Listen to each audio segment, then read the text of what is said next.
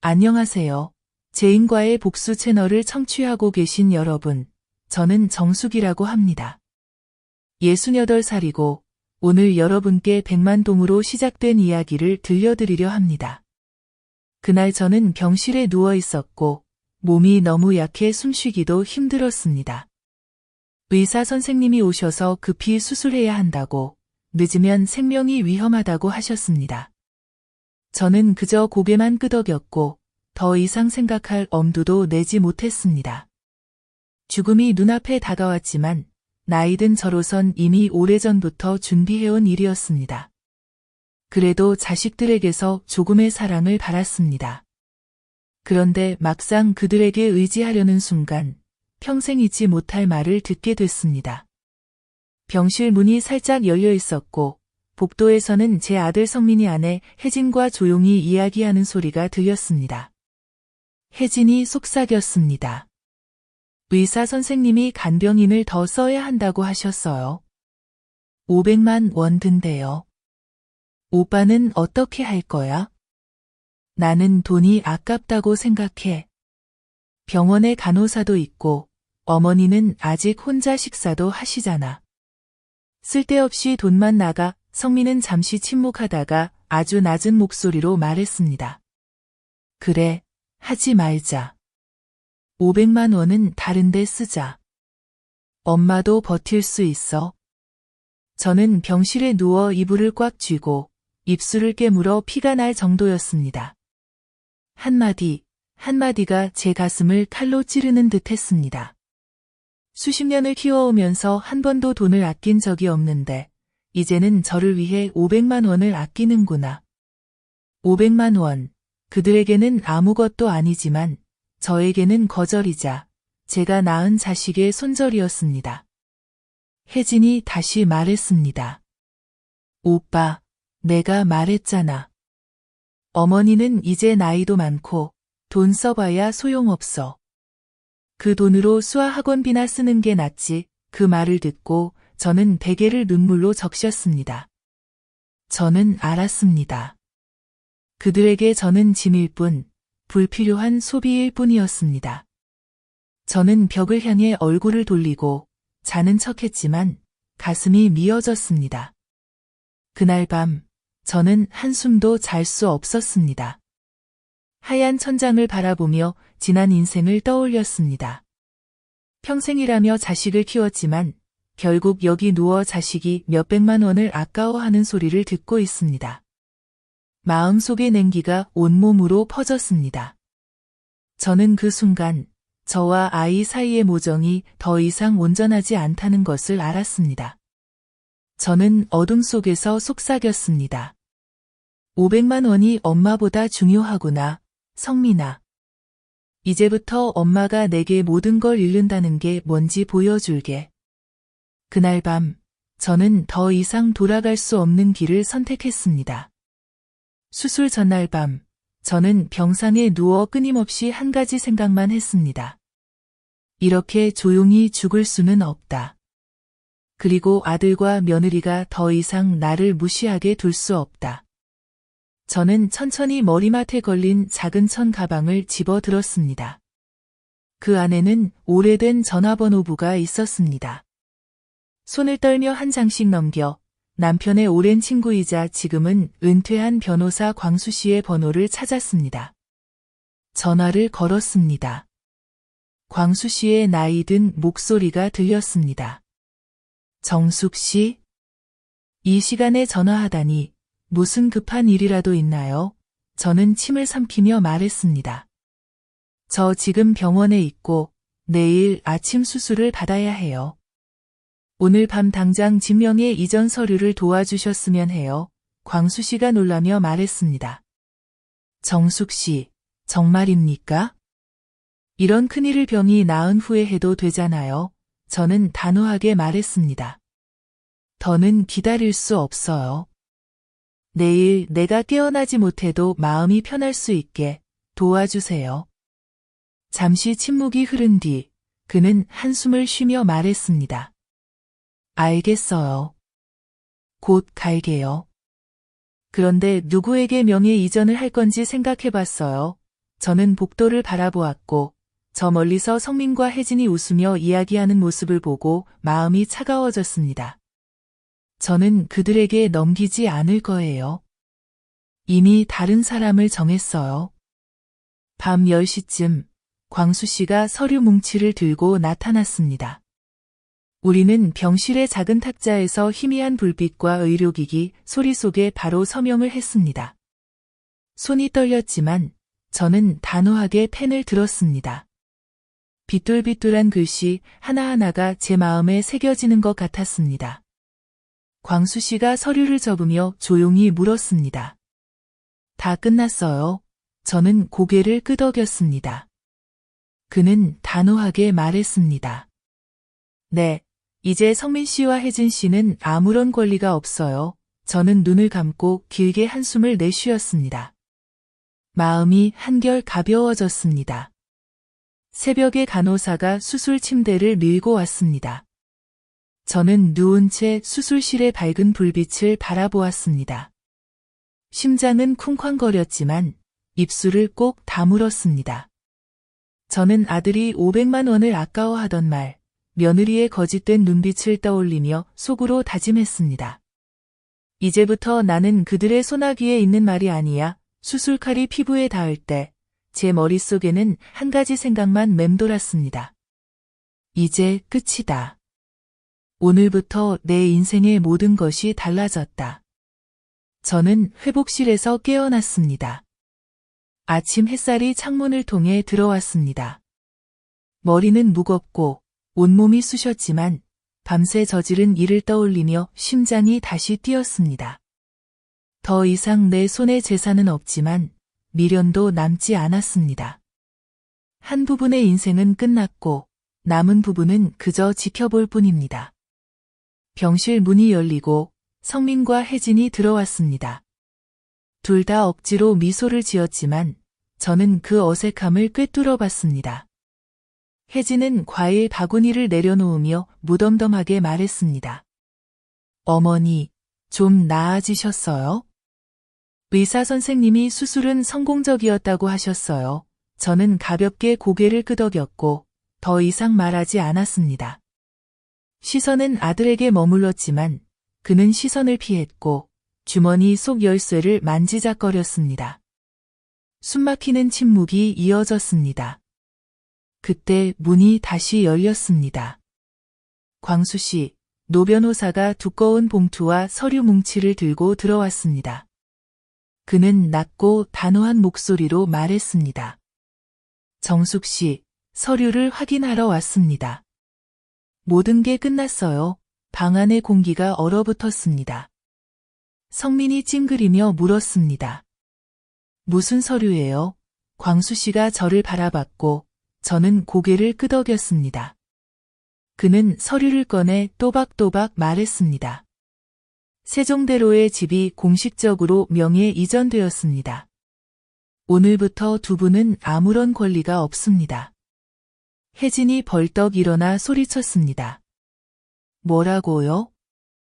어머니, 이게 무슨 짓이에요? 그 집은 어머니 거고 결국 우리 남편, 우리 가족 거잖아요. 저는 담담하게 힘없이 미소 지으며 말했습니다. 아니, 그 집은 내 집이야. 그리고 나는 이제 막 결정을 내렸어. 나는 공평함을 원했고 억울함 속에 죽고 싶지 않았어. 성민은 얼굴이 하얗게 질리며 목소리가 떨렸다. 엄마는 누구에게 넘기신 거예요? 나는 침묵하며 광수 씨가 계속 말하도록 내버려뒀다. 그는 또렷하게 상속인의 이름을 읽었다. 바로 그 순간 나는 내 아들의 얼굴이 창백해지는 것을 보았고 혜진은 통제하지 못한 채 소리쳤다. 그날 아침 두 아이는 내 병상 곁에서 완전히 무너졌다. 그리고 나는 수년 만에 처음으로 마음이 바람처럼 가벼워짐을 느꼈다. 상속인의 이름이 울려 퍼지자 방 안은 고요해졌다. 광수 씨가 또박또박 말했다. 새 소유주는 태훈 씨, 40살입니다. 성민은 눈이 휘둥그레져 목이 졸린 듯한 목소리로 말했다. 태훈, 그 옛날 이웃집 아저씨요? 맞다. 태훈은 내가 시골에 살 때 옆집에 살던 사람이었다. 내가 중병에 걸려 한 푼도 없을 때 태훈이 직접 나를 병원에 데려다 주었고 하루 종일 품을 팔아야 했던 일을 포기하고 흘길을 부축해 주었다. 그때 성민은 이렇게 말했다. 그 사람은 너무 가난해요. 엄마가 어울릴 사람이 아니에요. 나는 그 말을 또렷이 기억한다. 그리고 오늘 내 큰 집은 태훈의 손에 들어갔다. 혜진은 눈을 부릅뜨고 병상으로 달려와 날카로운 목소리로 말했다. 엄마 미쳤어요. 평생 일해서 번 걸 결국 남에게 주다니? 우리 생각은 안 해요? 나는 그녀의 눈을 똑바로 바라보며 오싹할 만큼 담담하게 말했다. 나에게 잘해준 사람에게는 은혜로 갚는다. 나를 무시한 사람은 아무것도 바라지 마라. 성민은 말없이 서 있었고 얼굴은 창백했다. 그는 누구보다도 500만 원의 일로 내가 얼마나 절망했는지 잘 알았다. 하지만 그는 예상하지 못했다. 단 하룻밤 사이에 전 재산이 그의 손에서 사라질 줄은. 혜진은 몸을 떨며 테이블을 세게 내리쳤다. 안 돼. 난 받아들일 수 없어. 소송할 거야. 어떻게든 다시 찾을 거야. 광수 씨는 미소를 지으며 말했다. 해보세요. 이 서류는 완벽하게 합법적이고 빈틈이 없습니다. 당신들은 진실을 받아들이는 수밖에 없어요. 나는 천천히 고개를 돌려 벽을 바라보았다. 더 이상 아무 말도 하지 않았다. 내 마음에는 한숨이 울려 퍼졌지만 그것은 후회가 아니라 평온함이었다. 그날 나는 분명히 깨달았다. 때로는 복수가 칼이나 몽둥이가 필요 없는 법, 단 한 번의 서명으로도 상대를 무너뜨릴 수 있다. 그날 밤 성민은 혜진을 데리고 다시 병실로 왔다.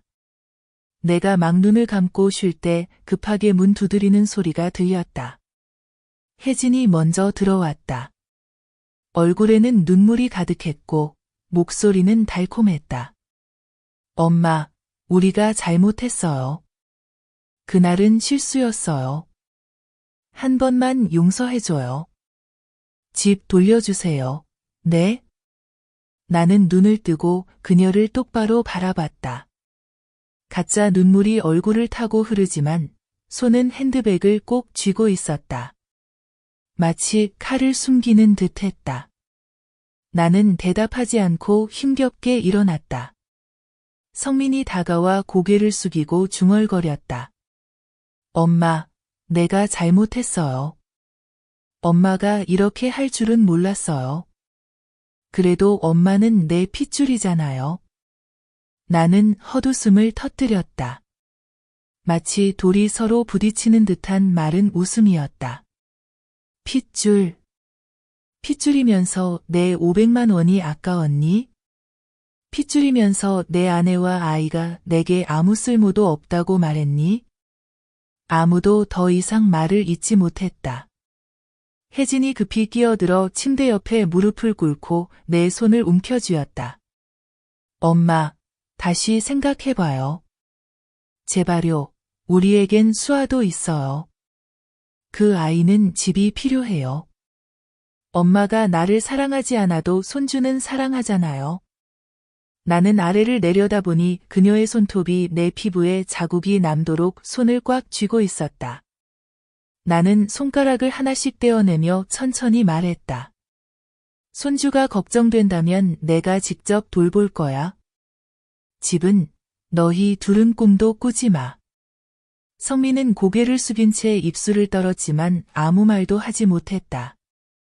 나는 아들을 바라보며 가슴이 아팠지만 그 아픔은 더 이상 나를 약하게 만들지 않았다.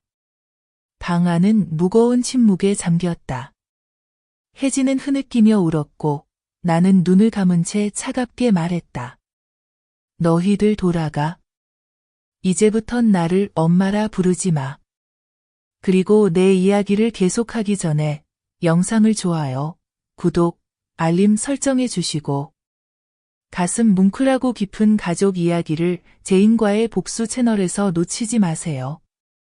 들어주셔서 감사합니다. 내 이야기로 돌아가면 내가 집을 넘겼다는 소문은 바람처럼 빨랐다. 며칠 만에 동네가 떠들썩해졌고 마치 시장이 된 듯했다. 사람들은 수근거렸다. 정숙 씨 정말 대단하다. 남에게 집을 넘기다니. 그러니 성민이랑 혜진이 얼굴이 늘 시커멓지. 병원 복도를 걸을 때마다 옛날 이야기를 들을 수 있었다. 사람들은 성민과 혜진이 나에게 했던 일들을 떠올렸다. 한 옛 친구가 나를 보며 한숨 쉬었다. 정숙 씨, 혜진이 작년에 시장에서 쌀봉지 잘못 샀다고 욕했잖아요. 온 동네가 다 듣게 촌스럽고 자식들 힘들게 한다고 했죠. 또 다른 이웃이 덧붙였다. 난 아직도 기억나요. 성민이가 결혼하자마자 언니가 키운 닭을 다 팔아 술값으로 썼잖아요. 언니가 물으면 집에 있는 닭은 내 거니까 내가 알아서 한다고 소리쳤죠. 듣는 사람마다 속상했어요. 한마디 한마디가 내가 잊었다고 생각했던 상처를 드러냈다. 나는 조용히 앉아 다 듣고 마른 미소만 지었다. 인과응보는 늦지 않아. 내가 말했잖아요. 그날 성민과 혜진이 병문안을 왔을 때 나는 아들이 고개를 숙이고 사람들의 시선을 피하는 걸 보았다. 더 이상 당당하고 자신감 있는 모습은 없었다. 혜진은 입술을 깨물고 가방을 꼭 안고 아무 말도 못했다. 나는 그냥 가만히 앉아 그들이 지나가는 걸 지켜봤다. 더 이상 내가 할 일은 없었다. 그들의 더러운 과거가 스스로 드러나고 있었다.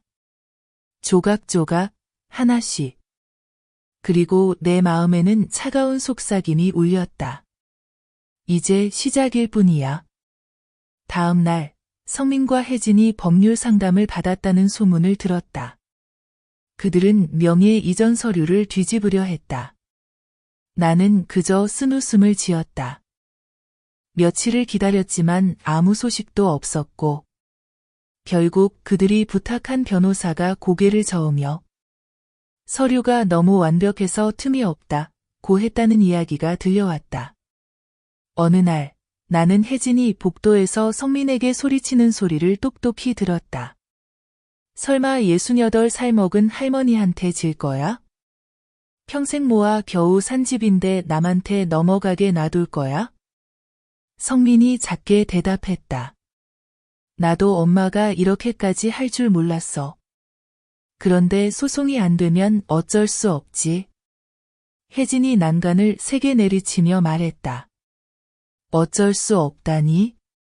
당신 정말 비겁하구나, 성민. 내가 애 데리고 길에 나앉는 걸 볼 셈이야? 나는 방 안에 누워서 모든 말을 다 들었다. 가슴이 예전처럼 아프지는 않고 그저 싸늘했다. 그날 밤 간호사가 막 나간 뒤 나는 조용히 눈을 감고 생각했다. 너희들이 어떻게 발버둥쳐도 소용없어. 이 판은 내가 짰고 열쇠도 내가 쥐고 있어. 한밤중쯤 나는 다시 유리창 너머로 다투는 소리를 들었다. 혜진의 목소리는 칼처럼 날카로웠다. 당신이 못하면 내가 할 거야. 다른 방법으로 집을 되찾을 거야. 발소리가 쿵쾅대고 문이 쾅 닫혔다. 나는 눈을 떠 하얀 천장을 바라보며 쓴웃음을 지었다. 이제 저 둘이 서로를 의심하기 시작했다. 나는 손 쓸 필요도 없이 기다리기만 하면 된다. 어둠 속에서 나는 평생 잊지 못할 짧은 말을 속삭였다. 대가를 치러라. 수술이 잘 끝난 줄 알았는데 내 건강은 뜻밖의 다시 나빠졌다. 상처에서 피가 스며나고 배가 쥐어짜듯 아팠다. 의사는 합병증을 걱정하며 나를 더 지켜보자고 했다. 숟가락을 쥐는 것도 손이 떨리고 한 걸음 뗄 때마다 벽을 짚어야 했다. 마음속으로 생각했다. 이번엔 정말 못 넘기겠구나. 나는 아들이 오길 기다렸지만 하루 종일 그림자도 보이지 않았다. 간호사에게 물으니 가족 중 누군가가 입원 동의서에 서명했다고 했다. 자세히 물으니 태훈 씨였다. 그가 허둥지둥 서류를 들고 와서 가족 대신 서명해줘서 내가 제때 응급치료를 받을 수 있었다. 그날 밤 태훈 씨가 내 침대 곁에 앉아 뜨거운 죽을 한 숟가락씩 불어 먹여주었다. 나는 떨리는 목소리로 말했다. 아저씨, 왜 이러세요? 나는 그냥 옛날 이웃일 뿐인데. 그가 온화하게 웃으며 천천히 말했다. 정숙 씨, 예전에 시장에서 내가 배고플 때 고구마나 채소를 몰래 쥐어줬잖아요. 밥 한 끼만 얻어도 평생 은혜를 갚아야 하는데 하물며 예전에 열병으로 쓰러졌을 때 날 살려줬잖아요. 뭘 그리 무겁게 생각해요.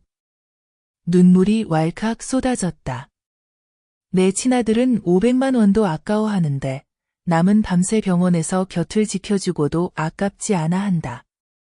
나는 이불 끝을 움켜쥐며 흐느꼈다. 내 아들은 정말 나를 버렸구나. 태훈 씨는 아무 말 없이 그저 묵묵히 한 숟가락씩 죽을 먹여줬다. 그 태도는 느리지만 단호해서 내 곁에 아직 사람이 있다는 걸 확인시켜주는 듯했다. 그 순간 내 마음에 새로운 불꽃이 피어올랐다. 나는 다짐했다. 이번엔 단순히 지명이만 넘기는 게 아니라 성민과 혜진에게 충분히 쓴맛을 보게 해주리라. 멸시받는 엄마도 일어나 반격할 수 있다는 걸 알게 해주겠다.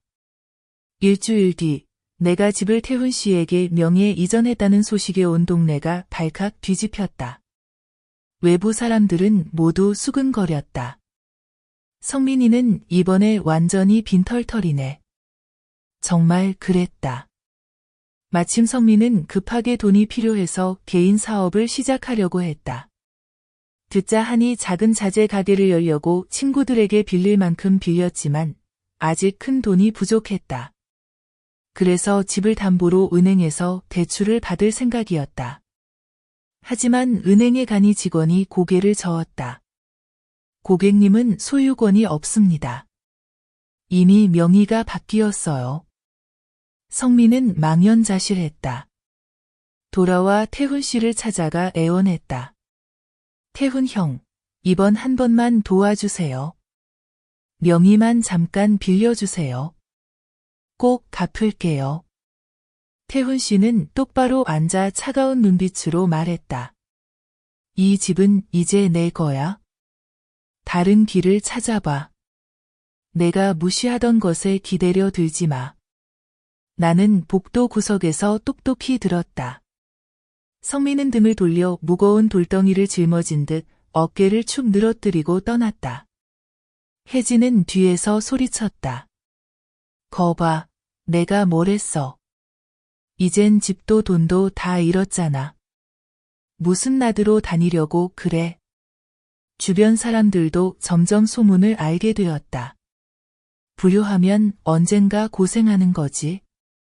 그 말들이 성민이 길을 나설 때마다 바늘처럼 찔렀다. 그날 밤 나는 병상에 누워 한숨을 쉬었지만 마음은 전혀 약해지지 않았다. 나는 짧게 속삭였다. 첫 번째 매는 이제 시작일 뿐 앞으로 더 많아. 어느 날 오후 병실 문이 활짝 열렸다. 12살밖에 안 된 손녀 수아가 깡총깡총 뛰어 들어왔다. 아이는 달려와 나를 껴안으며 얼굴이 벌겋게 달아올랐다. 할머니, 엄마 아빠가 집 돌려달라고 부탁하러 오라고 했어요. 우리 가족 좀 도와줘요, 할머니. 가슴이 아릿했다.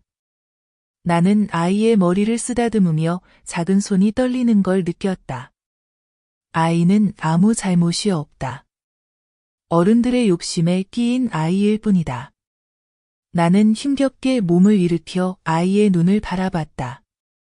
수아야, 할머니는 널 정말 사랑해. 하지만 집은 안 돼. 할머니가 집을 지키는 건 널 미워해서가 아니라 내 부모님이 잘못했다는 걸 내가 알아야 하기 때문이란다. 아이는 엉엉 울며 내 손을 붙잡았다. 집이 없으면 어디서 살아야 해요? 아빠가 길에 나앉는다고 했어요. 나는 할 말을 잃고 눈물이 흘렀다. 그저 아이를 꼭 안아주며 속삭였다. 언젠가 내가 돌아갈 곳이 없다면 할머니는 언제든 문을 열어줄게. 할머니 마음속에서 넌 절대 사라지지 않아.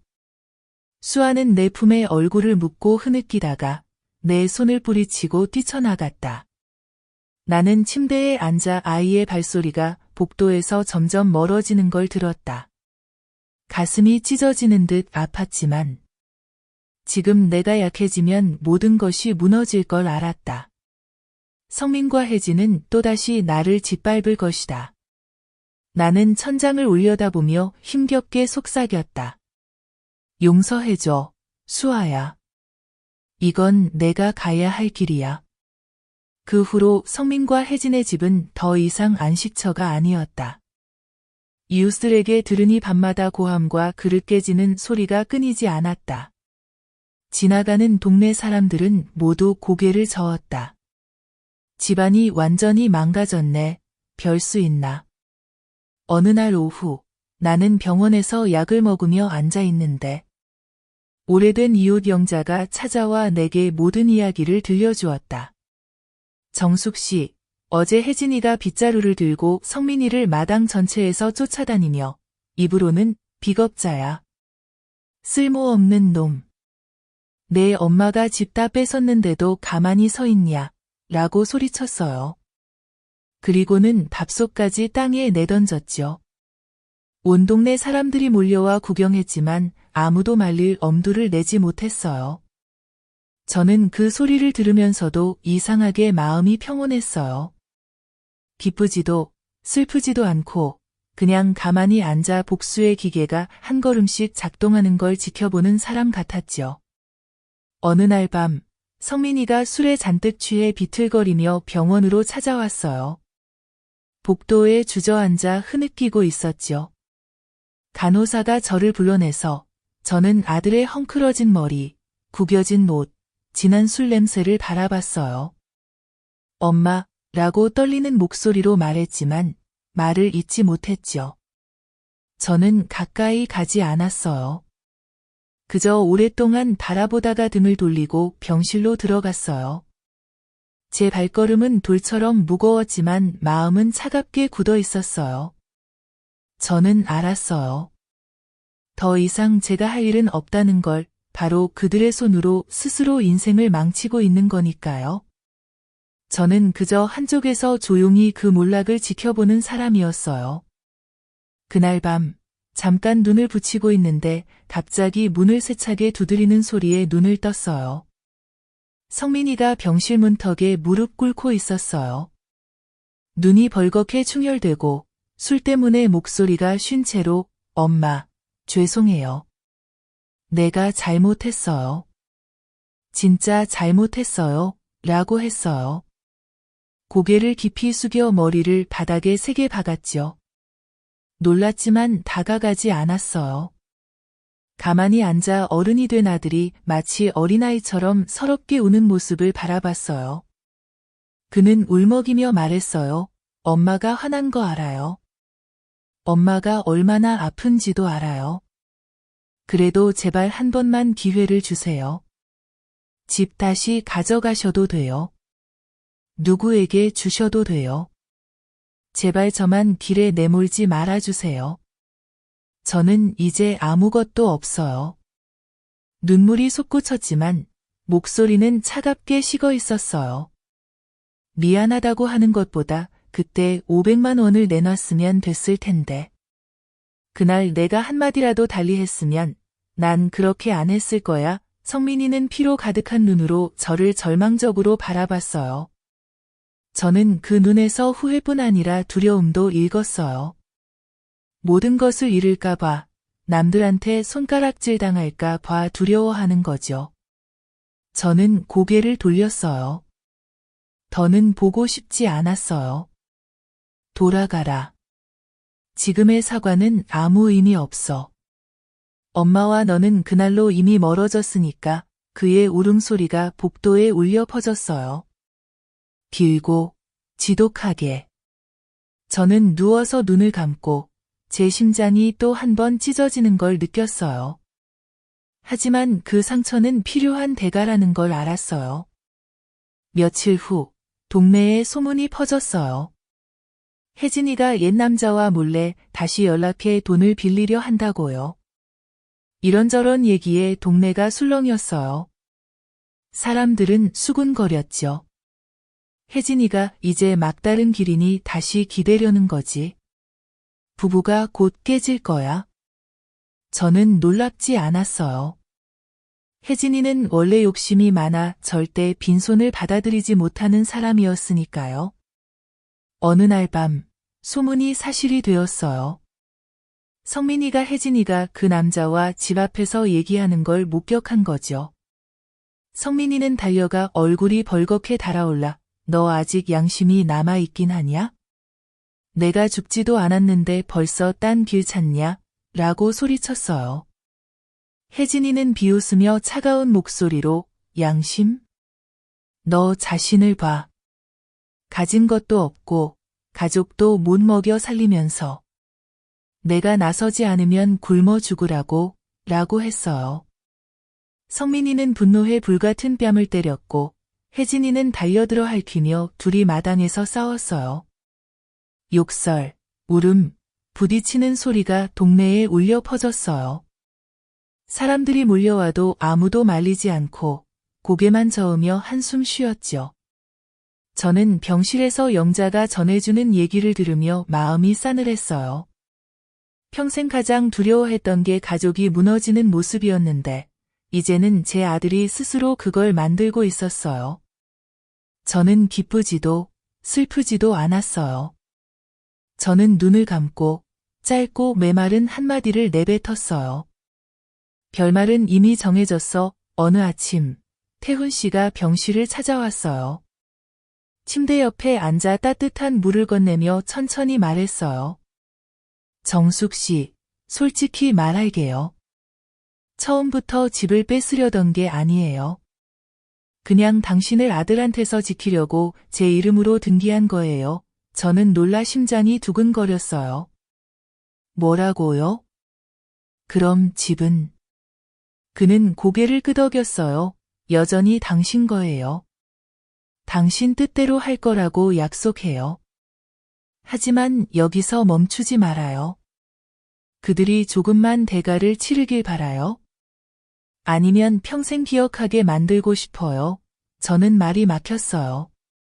머릿속에 성민과 혜진이 저를 비웃고 500만 원을 아까워하며 저를 병실에 혼자 두던 장면들이 스쳤어요.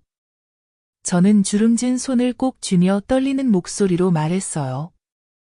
평생 기억하게 하고 싶어요. 죽을 때까지. 태훈 씨의 눈빛은 평소와 달리 차가웠어요. 그렇다면 함께 계획을 세워요. 그들이 완전히 무너지게 하면서도 고개 숙이고 잘못을 인정하게 만들 방법이 있어요. 저는 고개를 끄덕였어요. 두려움과 이상한 감정이 동시에 밀려왔어요. 평생 처음으로 제가 더 이상 힘없는 노인이 아니라는 걸 느꼈어요. 저는 이제 저울의 한쪽을 쥔 사람, 누가 평안히 살고 누가 무너질지 결정하는 사람이었죠. 그 순간 저는 알았어요. 제 복수는 아직 갈 길이 멀었고 태훈 씨가 끝까지 저와 함께 할 거라는 걸. 며칠 후 태훈 씨가 직접 성민과 혜진을 불러 대화를 나눴어요. 저는 병원에 있었지만 그는 모든 상황을 마치 제가 직접 보는 것처럼 자세히 들려줬어요. 태훈 씨는 작은 거실에서 부부를 맞이했어요. 차를 따르며 담담하게 말했죠. 그 집에 계속 살고 싶으면 각서에 서명해야 해요. 거기엔 정숙 씨를 평생 모시고 돌보고 돈을 아끼지 않는다는 내용이 있어요. 어기면 즉시 집에서 쫓겨나요. 성민은 고개를 숙이고 이마엔 땀이 맺혔어요. 입술을 깨물고 아내를 바라봤죠. 혜진은 눈을 부릅뜨고 날카로운 목소리로 말했어요. 당신이 뭔데 우리 부부더러 이런 치욕적인데 서명하라고 해요? 노모 돌보는 건 우리 책임이지만 이렇게 강요할 권리는 없어요. 태훈 씨는 어깨를 으쓱이며 차가운 목소리로 말했어요. 싫으면 집에서 나가요. 간단해요. 혜진은 벌떡 일어나 테이블을 내리치며 말했어요. 절대 안 돼요. 그 집은 원래 우리 남편, 우리 시어머니 것인데 당신 거 아니에요. 서류 있다고 하고 싶은 대로 할 수 있을 줄 알아요. 성민은 얼굴이 벌겋게 달아올라 아무 말도 못했어요. 그는 법이 태훈 씨 편이라는 걸 잘 알고 있었으니까요. 그 침묵은 혜진을 더욱 미치게 만들었고 그녀는 그 자리에서 쏟아붓듯 욕을 했다. 당신은 정말 비겁해. 어머니가 당신을 멸시하는 것도 당연해. 그 대화는 굴욕 속에서 끝났다. 부부는 떠나며 대문 밖에서 욕설을 남겼다. 태훈이 그 일을 전해줄 때 나는 침대에 몸을 기댄 채 가만히 한숨을 쉬었다. 저 사람들은 가 무엇인지 아직 한참 멀었어. 한 달도 채 되지 않아 불행한 소식이 들려왔다. 성민이 사업을 살리려고 고리대금을 썼지만 실패했고 이제는 빚 독촉을 받고 있었다. 문신을 한 험상궂은 사람들이 집 앞에 몰려와 문을 쾅쾅 두드렸다.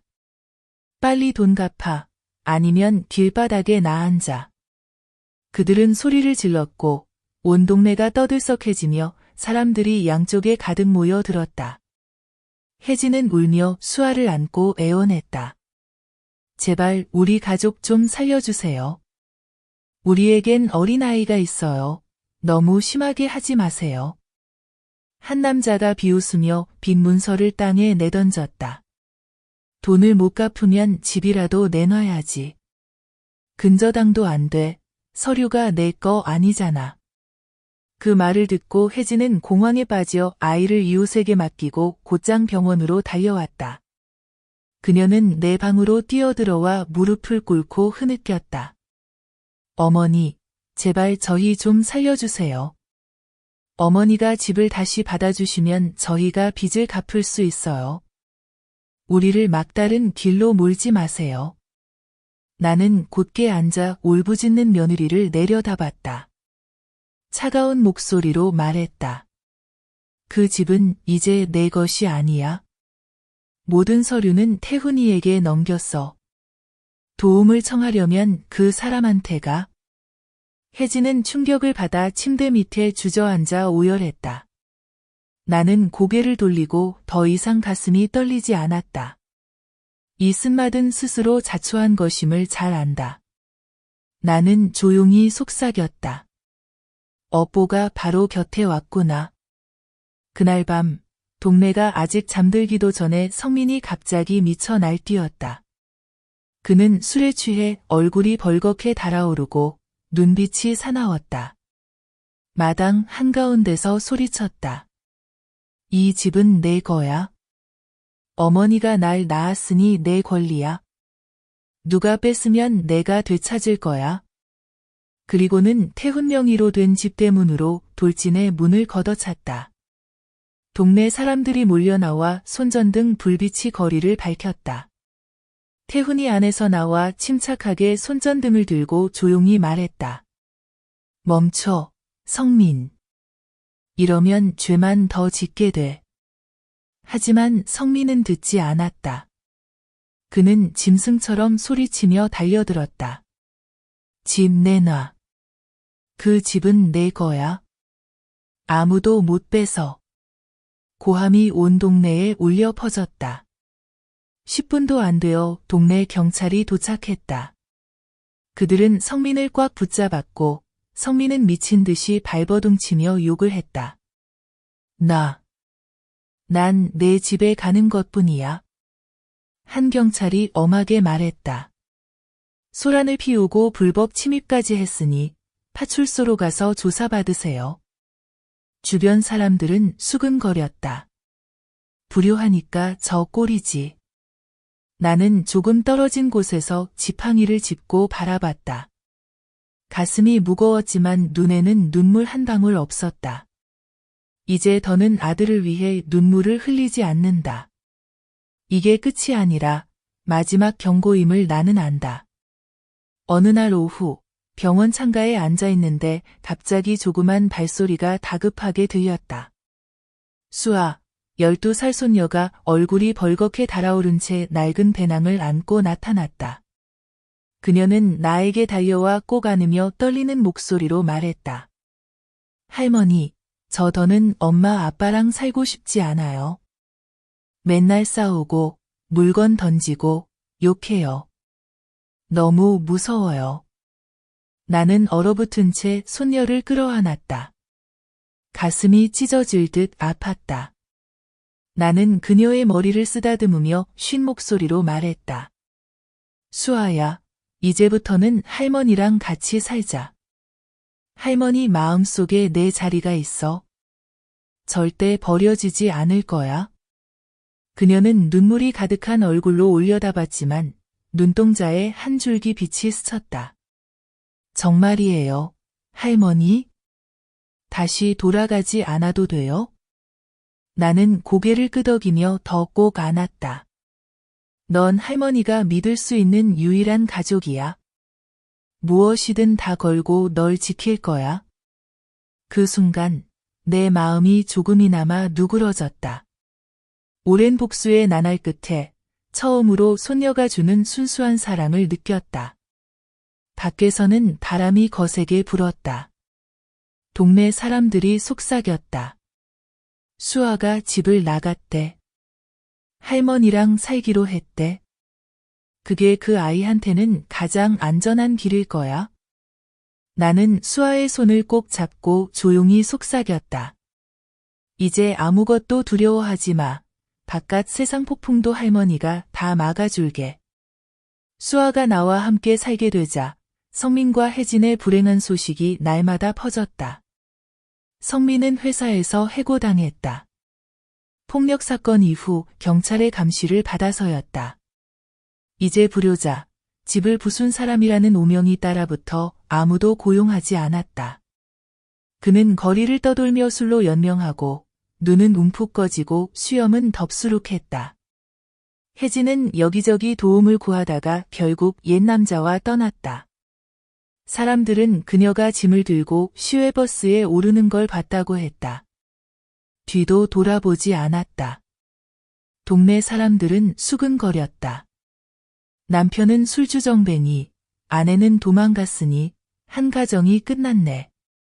나는 들어도 기쁘지 않았다. 그저 조용히 책상에 앉아 공부하는 손녀를 바라볼 뿐이었다. 그래도 저 아이에게는 돌아올 곳이 남아있구나라고 생각했다. 밤이 되어 거리의 소음이 잦아들면 나는 병원 툇마루에 앉아 지팡이를 짚고 멀리 바라보았다. 머릿속에는 이런 수군거림이 맴돌았다. 인과응보다. 뿌린 대로 거두는 법. 한 번은 성민이 비틀거리며 대문 앞에 나타났다. 눈은 흐릿했고 입으로 집, 내 집 내놔 라고 중얼거렸다. 그는 길가에 쓰러졌지만 아무도 거들떠보지 않았다. 나는 바라보며 마음이 서늘했다. 예전에는 아들 때문에 체면을 잃을까 두려웠지만 이제는 두렵지 않았다. 사람들이 손가락질해도 나는 평온했다. 나는 안으로 들어가 수아의 손을 꼭 잡았다. 조용히 속삭였다. 이제 우리 문을 닫고 살자. 바깥은 폭풍이 몰아쳐도 상관없다. 병원에서의 마지막 밤, 나는 임시로 마련한 작은 제단 앞에 앉아 향을 피웠다. 마음속의 분노, 원망, 한이 서서히 가라앉았다. 나는 조용히 속삭였다. 더는 미워하지 않아. 오직 공평함만 원했을 뿐. 그리고 공평함은 찾아왔다. 광수 씨가 서류 뭉치를 들고 왔다. 나는 바라보다가 천천히 말했다. 나중에 내가 눈을 감으면 모든 것은 수아에게 남겨두렴. 걔만이 나에게 등을 돌리지 않았으니까 그는 고개를 끄덕이며 조심스럽게 메모했다. 수아는 옆에 앉아 촉촉한 눈으로 떨리는 목소리로 말했다. 할머니, 저는 집이 필요 없어요. 할머니만 있으면 돼요. 나는 미소를 지으며 그녀의 부드러운 머리카락을 쓰다듬었다. 집이나 재산은 다 몸 밖의 것일 뿐이란다.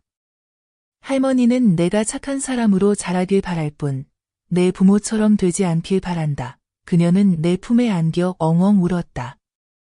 나는 꼭 껴안으며 따뜻한 숨결을 느꼈다. 내 마음은 수년 만에 처음으로 진정한 평화를 느꼈다. 바깥에서는 바람이 나뭇가지를 살짝 흔들고 계절 끝 매미 소리가 흩어진다. 나는 눈을 감고 모든 기억이 연기처럼 서서히 사라지게 두었다. 성민과 혜진, 다툼의 소리, 계산된 돈, 쓰라린 눈물, 모든 것이 멀고 흐릿한 곳으로 가라앉았다. 이제 남은 건 나와 손녀, 두 손을 꼭 잡은 우리뿐. 나는 숨결처럼 가벼운 목소리로 속삭였다. 정의는 늦게 오지만 결국 반드시 온단다. 이 이야기는 68세의 정숙 할머니가 아들 성민과 며느리 혜진이 위험한 수술을 앞두고 500만 원을 내어 간병인을 고용하는 것을 거부하는 것을 알게 되면서 시작된다. 그 충격으로 할머니는 유일한 집을 예전에 도움을 준 이웃 태훈 씨에게 명예 이전하기로 결심한다. 이로 인해 가족의 모든 것이 무너지고 성민과 혜진은 충격에 빠져 집을 되찾으려 애쓰지만 소용없다. 그들의 불효한 과거가 이웃들에게 드러나 명예를 모두 잃게 되고 역으로 소송을 제기하려던 계획도 실패한다. 정숙 할머니는 냉정하게 방관하며 그들이 스스로 무너지는 것을 지켜본다. 결국 빚을 지고 직장을 잃고 부부 사이도 틀어진다. 혜진은 돈 때문에 옛 남자를 찾아가 결국 떠나버린다. 성민은 술에 빠져 소란을 피우다 경찰에 잡힌다. 그들의 딸 수아는 집안이 무너지는 것이 두려워 할머니에게 찾아와 함께 살기를 청한다. 정숙 할머니는 두 팔을 벌려 손녀를 받아들이고 유일하게 순수함을 간직한 손녀에게 모든 재산을 남기기로 한다. 이야기는 정숙 할머니가 손녀 곁에 앉아 나는 미워하지 않는다. 다만 공정함을 원할 뿐이라고 속삭이며 마무리된다. 그리고 공정함은 비록 늦었지만 결국 찾아온다.